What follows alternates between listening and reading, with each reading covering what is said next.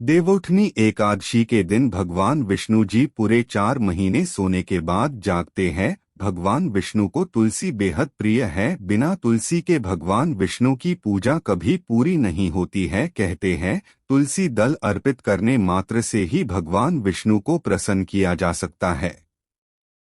जो लोग देवउठनी ब्रह्मांड के दिन तुलसी विवाह संपन्न करवाते हैं, उनके हर प्रकार के सुखों की प्राप्ति होती है। इस दिन तुलसी विवाह की कथा अवश्य सुननी चाहिए।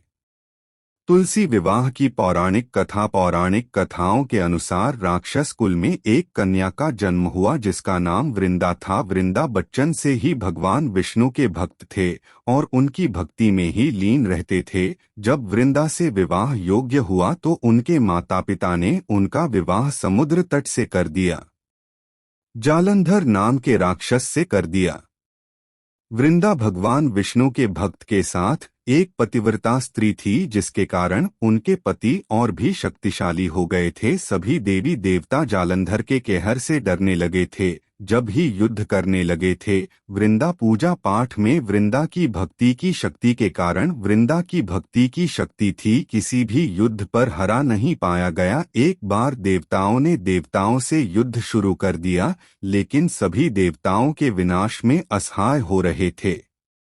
तब सभी देवता विष्णु जी की शरण में चले गए और वृंदा के पतिव्रता धर्म को नष्ट करने के उपाय पर चर्चा करने लगे। तब भगवान विष्णु ने अपनी माया से जालंधर का रूप धारण कर लिया और वृंदा के पतिव्रता धर्म को नष्ट कर दिया और जालंधर को धोखा दिया कि शक्ति कम होने लगी और वो युद्ध में मारा गया।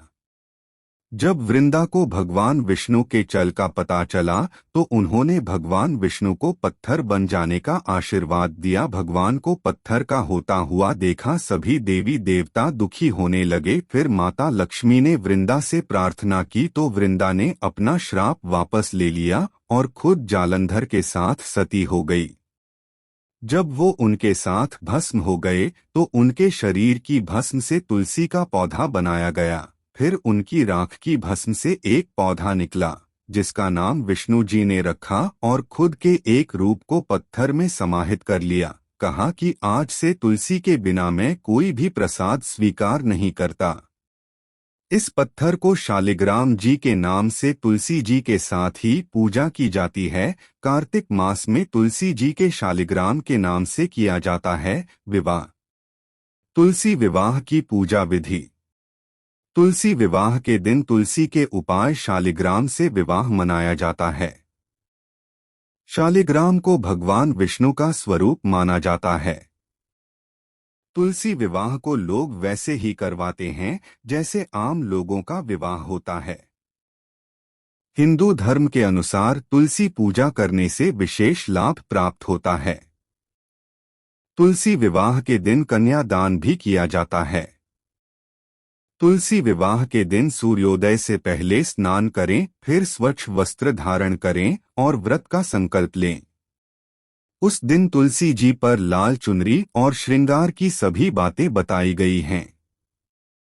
पत्थर के रूपी शालिग्राम को तुलसी के उपाय के साथ स्थापित करें।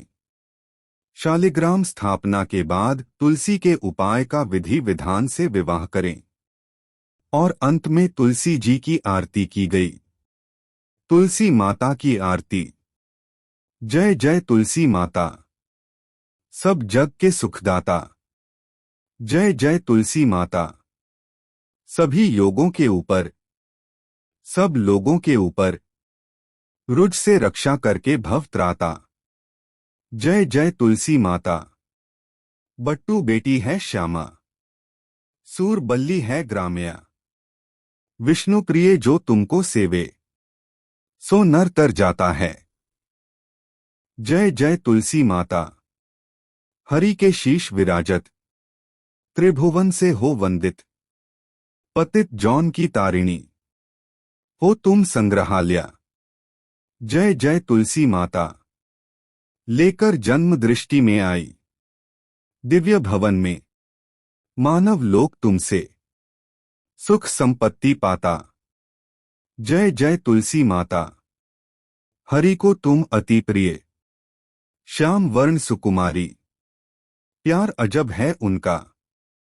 तुमसे कैसा नाता। जय जय तुलसी माता। इति श्री तुलसी आरती।